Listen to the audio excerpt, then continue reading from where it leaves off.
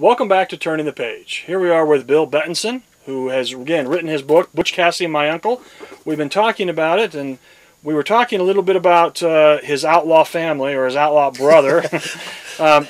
It wasn't just Butch that was an outlaw. Tell us a little bit about that connection. Right, yeah. They weren't all outlaws. No.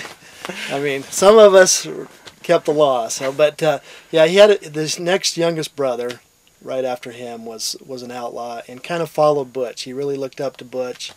Left home about a year after him and kind of followed his path. He helped out on some of the robberies, but then he went off on his own with another guy and got arrested for robbing the stage, and they got into the mail, which you never want to mess with the mail. That's like, you're better off murdering somebody than messing with the mail, because that was a big taboo. He got a federal sentence, life sentence.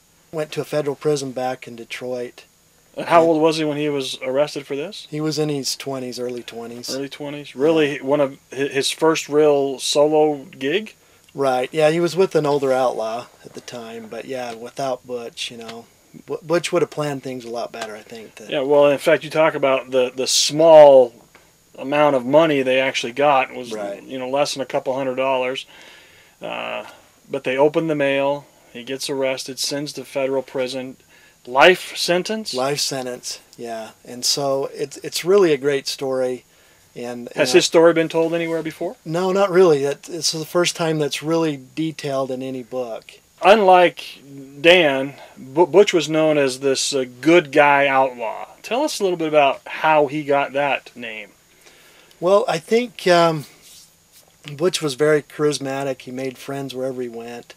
And and then as an outlaw, he wasn't a bad guy all the time. He would, after a robbery, he'd try to blend in with the community. He'd go to work for a rancher or something, and he was a hard worker. People liked him. They liked his work ethic and that.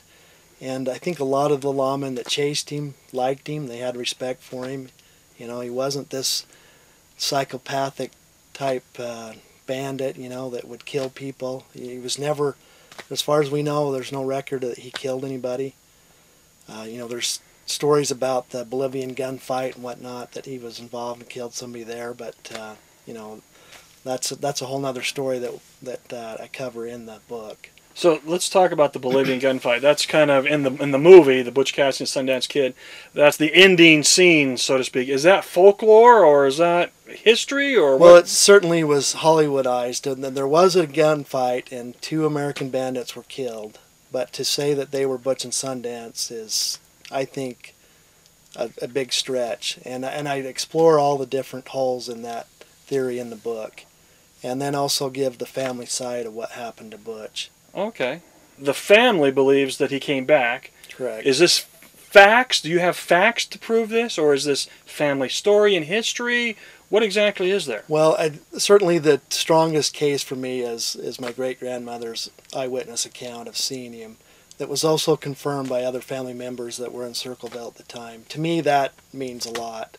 And, yeah, I think some of the historians will say, well, that's just an old lady talking, or that's anecdotal, they'll brush that off. But if you look at the Bolivian account, there's nothing strong there. There's no smoking gun. These 2 bandits were buried as unknowns. They were never identified as Butch and Sundance. And so there's a lot of questions there that I explore. You address in the book. Right. You explore all the different facets of that whole part Right. of the story. One of the things I wanted to finish up with here is, where did Butch Cassidy get his name? Because that's not his birth name. Right, yeah. His real name was Robert Leroy Parker, and he didn't want to bring shame to his family, so there was a boyhood hero of his, kind of a wrestler, that was named Mike Cassidy, and so he took that Cassidy last name from him. And when he was up in Wyoming, he went by George Cassidy. And then later on, he kind of picked up the nickname as Butch, and there's different accounts on that, which I explore in the book, but to me, the most prominent is that he worked in a butcher shop or helped with butcher shop supplying maybe some stolen meat and that. And he picked up that name as Butch. So that's how he became known throughout history as Butch Cassidy.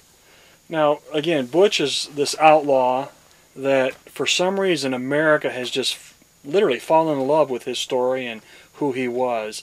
Is there something that helps us to understand and identify why we love this individual so much? Right. Well, yeah, the good guys always get forgotten about in history. You know, everybody's interested in the bad guys, but he stands out to me as amongst the other bandits is because of his good nature. You know, his charisma. You know, people just were drawn to him. He was a natural leader, and you know, he was good to people. You know, you hear stories about him paying off the widow's mortgage and stuff. You know? Are those stories true? I mean, did he really do those kinds of things? It's pretty hard to document a lot of those stories, and you hear similar stories associated with other bandits like Jesse James and that. But I've had people come to me and say that was my great-great-grandmother, and you know, they're adamant that these are true stories. So do you address some of those in here? Yeah, a little bit, but the book is I really tried to nail down facts and leave the myth and the folklore out of it. I do talk about it, you know, that people Do you think believe your this. Grandma Lulu would be happy with what you've written? I would hope so. I would think so. But yeah, I would certainly hope so. Well, I'm sure she would. Having read her book and your book, I see him really as a companion. Yeah. That even though she addressed his life, you've written his life kind of on top of what she wrote, and it just really makes a really good story or a really good history of this American outlaw, Butch Cassidy. Well, thanks. Appreciate that. Bill, we're grateful to have you here. We're grateful that you came in to talk to us about your book. Bill, thanks for being here. Thank you. And thanks Matchwork 17 for helping us.